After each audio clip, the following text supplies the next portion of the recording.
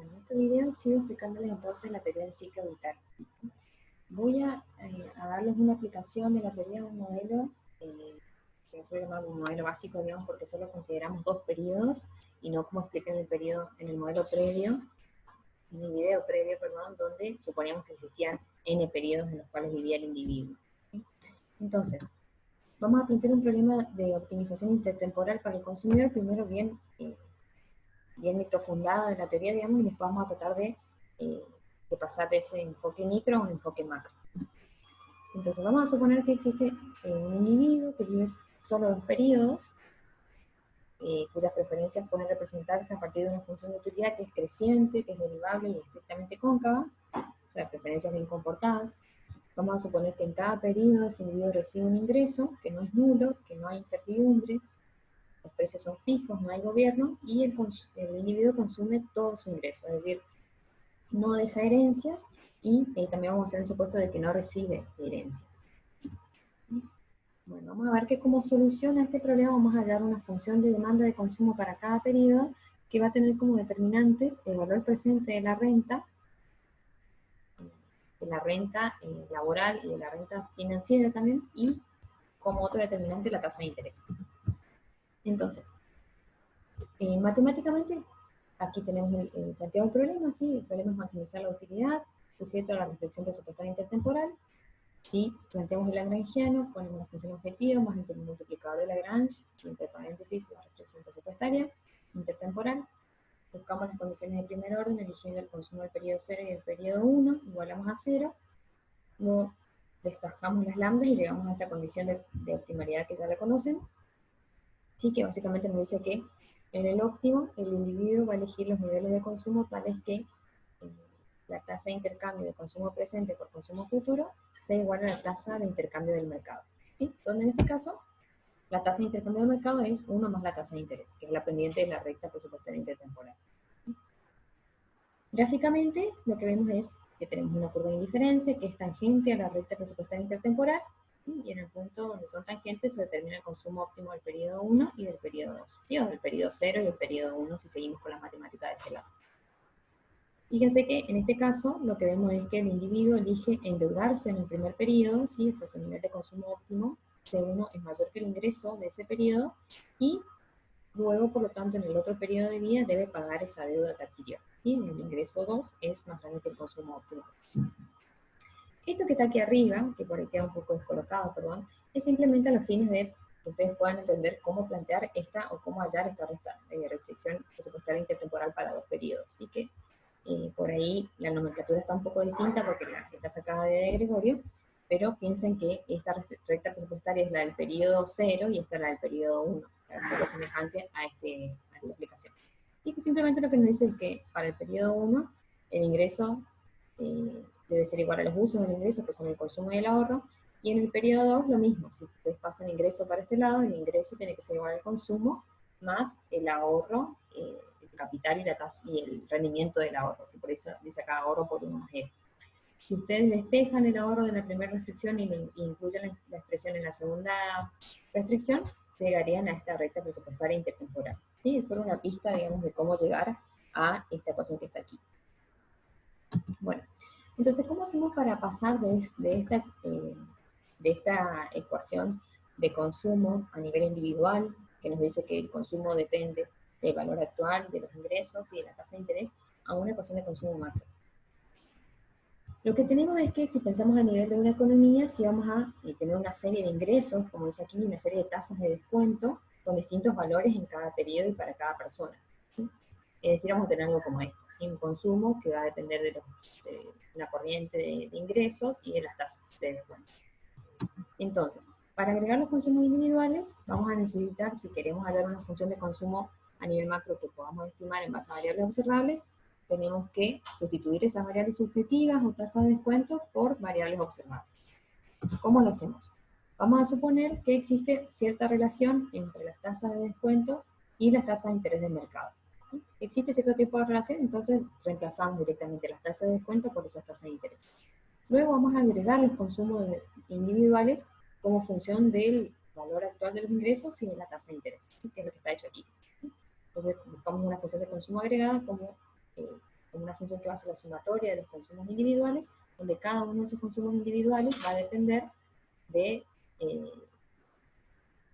del valor actual de los ingresos y de la tasa de interés. ¿Sí? Bueno, en otras palabras, la función de consumo agregada va a depender de la sumatoria, de los valores actuales de los ingresos de cada una de las personas de esa economía y de la tasa de interés de mercado. Y al final vamos a descomponer este valor actual de los ingresos en una renta laboral, que es el valor actual de la renta laboral, y una renta de la posesión de activos financieros.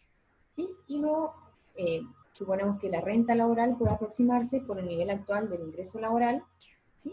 Es decir, esto que está aquí, puedo pensar que el valor actual del ingreso laboral es igual al ingreso corriente, digamos, de ese periodo, y vamos a suponer que la renta de los activos se corresponde con el valor de la riqueza al inicio del periodo, ¿sí? Que es lo que está aquí. El valor actual de la riqueza se corresponde con el valor de la riqueza al inicio del periodo que estamos analizando. Entonces, en definitiva, lo que estamos diciendo es que la función de consumo a nivel agregado va a depender de estas variables, del ingreso, ¿sí? Laboral, de la riqueza financiera y de la tasa de interés. ¿Sí? Entonces, digamos, lo que estamos tratando de buscar, como les decía en uno de los primeros videos, es y poder identificar cuáles son las variables que nos ayudan a predecir el comportamiento del consumo y cuáles son los signos esperados. ¿Sí? Es decir, una vez que identificamos los determinantes, qué tipo de relación hay. Y como es de esperar, digamos, la relación entre la renta, ya sea financiera o laboral, y el consumo es positiva. Si cuanto mayor la renta laboral, mayor el consumo, o la propensión marginal a consumir de la renta laboral es positiva, la propensión marginal a consumir de la riqueza financiera es positiva, y la relación entre consumo y tasa de interés es negativa. Y sobre esa relación voy a hablar un poquito más ahora. ¿Cómo podemos interpretar el efecto de la tasa de interés sobre el consumo? Vamos a hacer un ejemplo para poder entender. ¿Sí? Como ustedes podrán anticipar, acá vamos a tener dos efectos, o podemos descomponer el efecto total en dos efectos. Un efecto sustitución y un efecto ingreso. ¿Sí? El efecto sustitución nos va a indicar que si aumenta la tasa de interés, aumenta el costo de oportunidad del consumo presente. ¿Sí? Es decir, conviene más, para dar un ejemplo, colocar el ingreso que tenemos en un activo financiero, como hacer un plazo fijo, un bono, etcétera, porque la tasa de rendimiento es más alta, y por lo tanto vamos a tender a sustituir consumo presente por ahorro, ¿sí? O en otras palabras, aumentar el ahorro y el consumo futuro y va a disminuir el consumo presente. ¿Sí? Entonces, por efecto de sustitución se aumenta la tasa de interés, cae el consumo presente y aumenta el ahorro. Y por efecto ingreso vamos a tener una pequeña distinción, ¿sí? Porque va a depender del tipo de individuo. Si tenemos un individuo que es un ahorrante neto, ¿sí? Es decir, que al momento en el que ocurre el shock, su consumo es menor a su ingreso, es un ahorrante neto, entonces ese aumento de la tasa de interés va a hacer que su riqueza aumente en términos netos, ¿sí? O sea, el rendimiento de sus activos al momento de ocurrir el shock va a ser más alto y por lo tanto esa persona va a tender a disminuir el ahorro. ¿Sí? Por otro lado, si la persona al momento de ocurrir el shock es un deudor neto, se va a volver más pobre en términos relativos al aumentar la tasa de interés, ¿sí? Porque su deuda va a aumentar al aumentar la tasa de interés. ¿Sí? Por lo tanto, ese individuo va a tender a aumentar el ahorro como efecto ingreso. Por lo tanto, ¿qué conclusión sacamos de aquí en resumen? ¿Sí? Vamos a tener que, ante una subida de la tasa de interés, por efecto sustitución, siempre tiende a incrementarse el ahorro, pero por efecto ingreso tenemos dos cuestiones que se compensan. Por un lado va a tender a aumentar el ahorro de los deudores y por otro lado va a tender a reducir el ahorro de los que son ahorrantes netos. En general, lo que se supone es que el efecto ingreso de los deudores y los ahorrantes netos se anula entre sí a nivel agregado y que por lo tanto el efecto sustitución tiende a predominar. Y es por eso que normalmente se dice que hay una relación inversa entre tasa de interés y consumo presente. ¿Sí? Es decir, cuando hay un cambio marginal en la tasa de interés, un aumento marginal, tiende a disminuir el consumo presente y tiende a aumentar el ahorro. ¿Sí? Así explicamos ese signo esperado. Bueno, para finalizar la teoría del ciclo vital, tenemos que saber que esta teoría nos permite explicar ciertas regularidades empíricas, ¿sí? Más allá de lo que les había contado sobre los factores,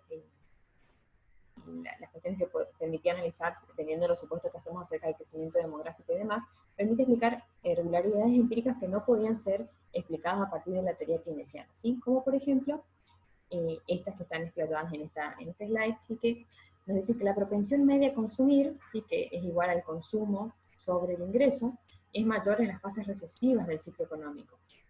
Sí, ¿por qué? Cuando estamos en una fase recesiva, el ingreso del periodo corriente tiende a caer, pero esa caída del ingreso, la teoría del ciclo vital nos dice que solo se traslada en cierta parte del consumo de ese periodo, ¿sí? O en otras palabras, esa caída eh, eh,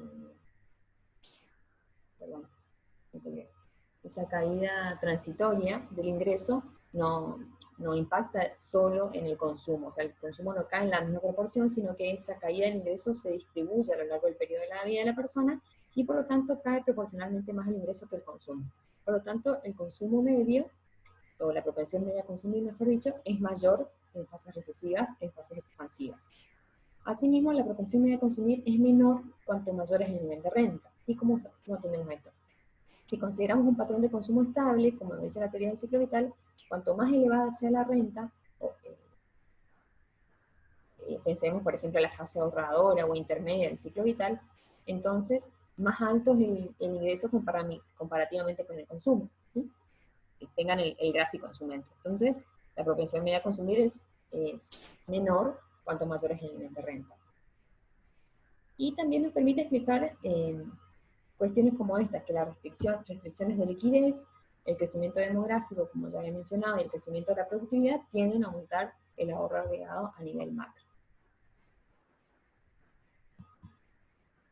Bueno, ¿cuáles son las críticas? Bueno, una de las críticas es que, bueno, a nivel del modelo, si consideramos que deberían cumplirse cada una de esas fases o ciclos a lo largo de la vida de una persona, hay muchos individuos que no pueden acceder al crédito cuando recién se insertan en el mercado laboral. Entonces hay restricciones para el acceso al crédito. No todos, otra crítica es que no todos los individuos desahorran en la última fase, ¿sí? Ya sea porque quieren dejar herencia a sus hijos, o por motivos altruistas, o por motivo de precaución, ¿sí? Porque tal vez quieren seguir ahorrando por si eventualmente se llegan a enfermar, etc. O también otra de las críticas que es muy importante es que existe cierta miopía en los consumidores, es decir, que los consumidores no son tan previsores, no planifican de manera tan perfecta cuáles van a ser sus ingresos a lo largo de toda su vida y por lo tanto no es tan estable ese consumo.